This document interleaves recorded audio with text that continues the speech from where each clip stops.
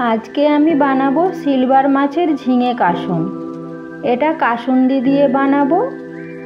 ঝিঙে কাসুন বানানোর জন্য ঝিঙে নিয়েছি। ঝিঙেটাকে কেটে নেব। প্রথমে খোসা ছাড়িয়ে নেব। একেবারে নরম ঝিঙে নিয়েছি। নরম ঝিঙে নিলে এটা খেতে খুব সুন্দর হয়। প্রথমে লম্বা করে কেটে নেব, তারপর চৌকো চৌকো করে ঝিঙেগুলো কেটে নেব। এইভাবে সব ঝিঙেগুলো কেটে নিয়েছি। এখন জল দিয়ে ধুয়ে নেব। জল পাল্টে পাল্টে ভালো করে পরিষ্কার করে ধুয়ে নিয়েছি। ঝিঙেগুলো এখন রেখে দেব। সিলভার মাছ নিয়েছি। মাছগুলো ভাজার জন্য মাছের মধ্যে লবণ আর হলুদ মেখে নেব। মাছের মধ্যে লবণ হলুদ মেখে নিয়েছি। কড়াইতে সরষের তেল দিয়ে দেব। তেল গরম হয়ে গেলে এক এক করে মাছগুলো দিয়ে দেব। মাছগুলো দিয়ে উল্টে পাল্টে মাছগুলোকে ভেজে নেব। বেশি কড়া করে ভাজবো না, মিডিয়াম ভাজলেই হবে। ভাজা হয়ে গেছে, এখন তুলে নেব। কড়াইতে তেল রয়েছে, ওর মধ্যে কালো জিরে আর পেঁয়াজ কুচি দিয়ে দেব। পেঁয়াজটা একটু নেড়ে নেব।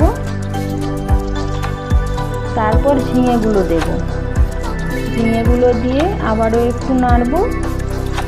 ওর মধ্যে লবণ দেব। লবণ দিয়ে একটু নেড়ে আদা বাটা দেব।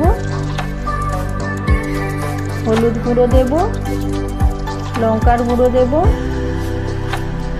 সব একসাথে ভালো করে মিশিয়ে নেব। এখন কাসুন্দি নিয়েছি। কাসুন্দিটাকে জল দিয়ে গুলে নেব।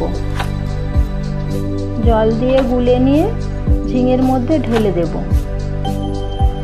একটু জলও দিয়ে দেব। এরপর একটু নেড়ে চেড়ে ঢাকনা দিয়ে দেব সেদ্ধ হওয়ার জন্য।